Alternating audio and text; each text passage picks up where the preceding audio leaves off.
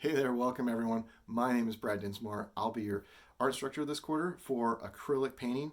This video is made primarily for for students that are in my actual painting 1, 2, or 3 classes, and just an overview of what to expect if you're in one of those classes. If you're not in one of those classes, you're welcome to, but some of the other videos might make a little bit more sense. So just keep that in mind. This is for people that just want to start acrylic painting. So here are some the projects that we're going to be doing to kind of get started. Okay, I'm not going to go over materials right now. I have a video, or I'm going to be making a video right after this one that addresses the materials. So if you're looking to get into acrylic painting, which you are, you are, if you're watching this video, you're interested. So stick around and click on that video as well, and make sure that you watch the videos for the materials, because that is really important. Okay, but I did want to mention really quick, I was able to, just as a teaser for that next video, I went to the store the other day, and it's not where I normally get supplies, but I went to the closest art supply store possible, and I bought some supplies. So I just figured if I can go out and get some supplies just at the store, every student can go get these same supplies like tomorrow, and it should work for you. And I tried to do it with like as budget friendly as I could. All right, so my goal was to keep it under $100 for the class. That's always my goal. Like, it's my target. You know, a lot of painting classes, especially at other schools, they're just to get a kit, like it's going to be 100, 200, like a couple $100 for like starting oil painting or whatever. But I like to keep my costs as low as possible. And we don't have a book for this class. All the information I will type out in the modules and have that for you. I'll also be doing some videos, lots of demos. And so I'm hoping that just by watching the videos, reading along on Canvas, and by our communication through emails, and you can even leave comments below here in the videos and I'll get back to them that way too. It should supplement any questions that you might have, right? And I do love questions. So if you have questions, you can type them below here, or you can email me, privately through the school email or on Canvas or wherever. Lots of good ways to get a hold of me. And so I just want to encourage you guys to ask the questions. It makes for a better class. All right. So what is this class going to consist of? We're going to have 5 paintings in here, and the first painting is going to be a non-representational painting, or non-objective painting.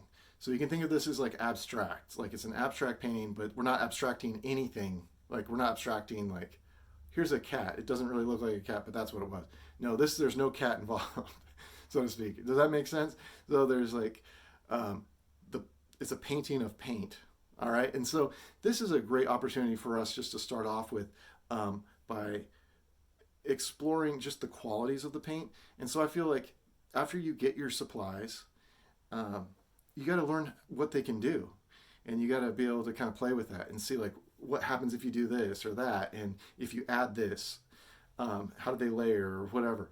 So it's just exploring the properties of paint, and our goal, that's our main objective. And our other objective, we'll try to like consider aesthetics and what it looks like too, but that's our main thing, and just to have fun and to learn. All right. And so I feel like that's a really great first project. And for some of you guys that love abstract painting or non-representational, non-objective painting, you're like, yes, this works. And it's the first project, and so it's your favorite thing to do anyway. And so it's going to be great. And for those that are like, it's not really my thing, I want to paint very realistic stuff, don't worry. This is going to be applicable to it, and it will make your realistic paintings much better too. So again, just try to think of every project that we do, whether it's something that you like or not, just think of it as a learning experience. Okay, so our next painting after the non-objective, non-representational painting is going to be a still life. So just an arrangement of some objects on a table, or wherever you want to put them. So basically just non-inanimate or non-moving inanimate objects.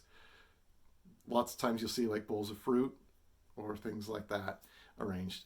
And so you can think about composition and a whole bunch of stuff. Actually, still life painting can be really complex and very very conceptual as well. And I love it. And I love still life painting. So we'll do that in our next painting. And so we'll set up something at home, and you'll just, you know, do your best to like draw, draw and paint it, it accurately as you see it. So we're going to be doing it from direct observation. So the next project after the still life is we're going to do a what I call a master copy. And so we're going to do some research. Like I have a book right here, which is great for doing some research and like how paintings were developed. This is called The Techniques of the Great Masters of Art. Again, you don't need to go buy this. They do have it at most libraries, so you can go check this out. And also, like a lot of this stuff is going to be available to you online. If you do some research, like how did Van Gogh go about it? There's so much, and there's like written stuff, there's videos. You can look at lectures from art historians and professors all over that are going to have just great insight into like how he developed them, why he developed them, and all the all the relevant information, also the non-relevant information. That's just background cool stuff that just adds to the like enrichment of learning about the work, and then being able to apply that to our own situation. So as we are, copying them, like, the idea is when we're copying someone, it's not just to copy something, it's to learn from them, and one of the things I love, in this book is this book in particular, like you figure out like whoever artist that you like, and then like this Da Vinci, I love Da Vinci. I like so many artists, but we'll just kind of start closer to the beginning of this book, right? And so you got Da Vinci, and it talks about like how did he prepare the ground, like the surface that he works on, what was he even working on, and then like like tonally, what kind of colors was he using.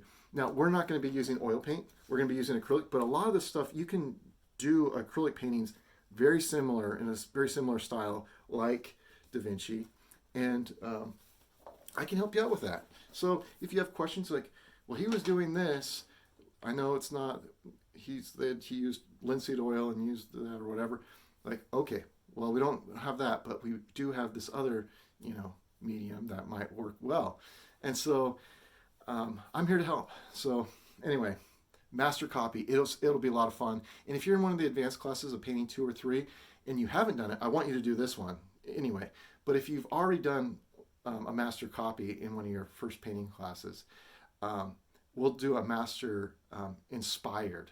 So you can pick anyone who you like, and you can say, I've really digging this person. I've doing a lot of research how they came up with whatever styles and stuff, and I looked at their palettes. This is the kind of paints that they used and everything else. And you create your own unique original creation with your own subject matter and everything in their style. And I think that's such a fun project. So that's the third project. And then our fourth project is we're going to do I have one here, do a landscape. So this is a painting I did, I think at the beginning of the pandemic, right when it started, everything was closing down. There was at a park that's close to me, and kind of used some crazy colors for that. And I'll talk more about that, and you don't have to use the same crazy colors I was using, but we'll do a landscape painting. And landscape paintings are a lot of fun. I don't always do them, but I always enjoy teaching a class, so gives me an excuse to do another one, or even a pandemic gives me an excuse to do one too, because there's something about just like going out painting nature or painting in nature. If you wish to do that, it's really just good for your soul. It's good for your headspace. So I hope that you guys really enjoy that. You could do seascapes too, or if you wish. But we're going to do some sort of landscape nature scene. Okay? That's our fourth project. And now our last project is going to be, I just happen to have this. It's like a blank. I started painting gold on the edges, but it's a blank canvas. Up to you. Totally up to you. All right? So it's a free project. And I think what's really cool about this last project is that it's anything that you wanted to do. Now, you've come in the class and you're like, I didn't want to do non-representational, and landscapes aren't my thing. I wanted to do a portrait, or I wanted to do whatever. now it's your chance. After you've learned some techniques, you've got a few paintings under your belt, and you're like, okay, now I'm ready to tackle something, a project that you're really passionate about, and you get to create the painting that you want to create. And so my goal really, for you, my hope, I mean, my goal is to teach you to paint and give you the skills that you that you desire. But my my hope for you guys is that each one of you creates at least one painting that you're just really stoked about, that you just really are proud about, that you can hang up on your wall at the end of this quarter and just be like excited about the work that you've done. You're like, that class, it was worth it. That painting alone, it was worth this experience. Or that you can give it to someone that really cherishes it, or or even selling it, and then you're like, I just paid for the class, or I just paid for all my supplies, and now I can go out and buy some more and do it again and make even better ones. So that's kind of my hope for you guys all. And I think that's it for this video. I'm really excited for you all, and